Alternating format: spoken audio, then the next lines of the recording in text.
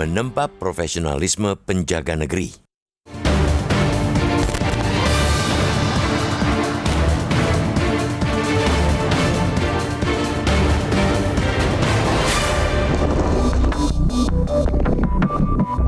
Kedaulatan negara tetap terjaga. Tidak ada satupun pihak asing yang berani coba-coba tidak lepas dari kehadiran Tentara Nasional Indonesia. TNI dengan sigap berjaga di lini terdepan setiap kali ada yang ingin mengganggu kedaulatan. Kini, pilar utama pertahanan negara itu genap berusia 79 tahun. Seiring usia yang semakin matang, harus kita katakan bahwa TNI telah menunjukkan komitmen untuk selalu hadir dan mengawal pertahanan. Dengan komitmen dan dedikasi yang tinggi, TNI bahkan terlibat dalam berbagai kegiatan sosial, seperti penanganan bencana, pembangunan infrastruktur, dan program-program kesejahteraan masyarakat. Lewat berbagai kontribusi tersebut, TNI telah ikut serta menjadikan Indonesia sebagai negara yang aman, maju, dan sejahtera. Itu semua adalah cerminan dari jati diri militer Indonesia sebagai tentara pejuang. Tentara yang lahir dari rahim perjuangan rakyat dan selalu siap membela kepentingan rakyat. Tidak hanya ke dalam, TNI terus meluncurkan suara eksistensinya ke dunia luar. Berdasarkan laporan dari Global Firepower 2024, militer Indonesia masuk kategori yang terkuat di dunia. Dengan Power Index 0,2251, TNI menghuni urutan 13. Urutan pertama adalah Amerika Serikat, disusul Rusia dan Tiongkok. Indonesia menurut Global Firepower 2024 memiliki sekitar 1 juta pasukan dengan 400.000 diantaranya adalah tentara aktif dan anggaran belanja militer mencapai 25 miliar US dollar. Dalam konteks ASEAN, Indonesia bahkan ditahbiskan sebagai negara dengan militer terkuat.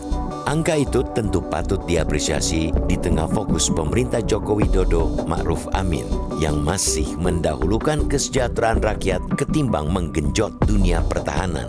Menteri Pertahanan Prabowo Subianto dalam rapat kerja atau raker terakhir bersama Komisi 1 DPR RI mengakui cita-cita untuk memiliki pertahanan yang sangat kuat masih belum dapat tercapai karena anggaran negara masih lebih teralokasikan untuk program-program yang langsung menyentuh perekonomian masyarakat. Prabowo yang juga presiden terpilih itu menyebut soal anggaran pertahanan Indonesia masih terbilang rendah bila dibandingkan dengan negara Asia lainnya, yakni tidak sampai 1% dari produk domestik bruto atau PDB. Ia kemudian menyatakan harapannya untuk pemerintah ke depan dapat memberikan dukungan terhadap alokasi anggaran pertahanan negara yang lebih besar. Pengakuan Prabowo seolah menjadi angin segar untuk mewujudkan militer Indonesia yang semakin disegani di dunia karena ditopang oleh pertahanan yang super kuat. Apalagi mantan Danjen Kopassus itu dalam hitungan hari bakal segera dilantik menjadi orang nomor 1 di Indonesia. Namun, yang tidak kalah penting dari itu semua adalah peringatan hari ulang tahun ke-79 ini harus menjadi momentum agar TNI terus menempa profesionalisme diri. Dengan profesionalisme yang terus diasah, tingkat laku prajurit menjadi semakin baik.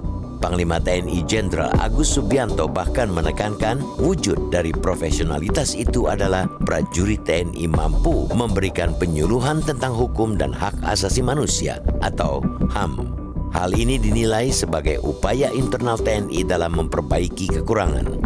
Komisi untuk Orang Hilang dan Korban Tindak Kekerasan atau Kontras misalnya menyebut telah terjadi sedikitnya 64 kasus kekerasan dan pelanggaran HAM yang dilakukan personel TNI selama kurun waktu Oktober 2023 hingga September 2024. Rinciannya adalah 37 tindakan penganiayaan, 11 tindak penyiksaan, 9 kasus intimidasi, 5 tindakan tidak manusiawi, 3 pengerusakan, 1 kasus penculikan, dan 1 kasus kejahatan seksual. Hal itulah pekerjaan rumah yang masih harus dibenahi agar TNI semakin dicintai rakyat.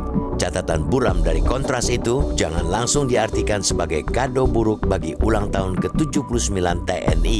Catatan itu justru harus menjadi alat pelejut bagi TNI agar semakin profesional seperti yang diucapkan oleh Panglima TNI Jenderal Agus Subianto. Di luar catatan kontras tersebut, kita juga tidak jemu-jemunya mengingatkan TNI agar tidak terjerumus ke politik praktis. TNI adalah alat pertahanan, bukan alat kekuasaan untuk menggebuk musuh-musuh politik penguasa.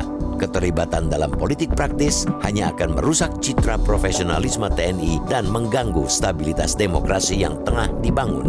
TNI di masa transisi kepemimpinan harus bisa berdiri di atas semua golongan. Ini penting agar proses peralihan kekuasaan dapat berlangsung dengan mulus. Tidak hanya di level nasional, profesionalitas TNI juga harus ditunjukkan di level daerah, mengingat saat ini sedang berlangsung tahapan pemilihan kepala daerah Pilkada serentak 2024.